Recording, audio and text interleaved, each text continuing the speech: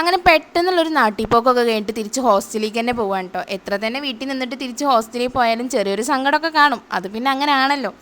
അങ്ങനെ 2 ദിവസത്തിനുള്ള പോക്കായതുകൊണ്ട് തന്നെ ലഗേജ് അത്ര തോന്നൊന്നുമില്ല, എന്നാലും നല്ല വെയിറ്റ് ഉണ്ട് കേട്ടോ. അങ്ങനെ വന്ന പാടന്നെ ആദ്യം ലഗേജ് അങ്ങോട്ട് ഇറക്കി വെച്ച്, അപ്പോഴാണൊന്ന് സമാധാനം കിട്ടിയത്. പിന്നെ കുറച്ച് വെള്ളം കൂടി കണ്ട് കുടിച്ചപ്പോൾ റാഹത്തായി. ആ ഒരു ക്ഷീണമൊക്കെ കണ്ട് മാറി വെള്ളം കുടിച്ചപ്പോൾ.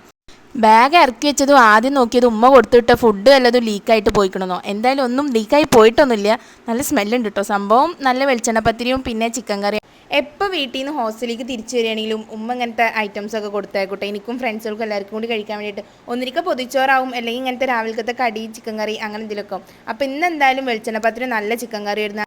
റൂമിൽ എത്തിയതും അവരെന്നെ കൊണ്ട് ആദ്യം അതാ കഴിപ്പിച്ചത്. എന്നിട്ട് പോയിട്ട് കുളിച്ചാൽ മതി എന്നാണ് പറഞ്ഞത്. അങ്ങനെ എന്തായാലും ഫുഡ് കഴിക്കൽ കഴിഞ്ഞിട്ട് ഞാൻ നേരെ കുളിക്കാൻ പോയി.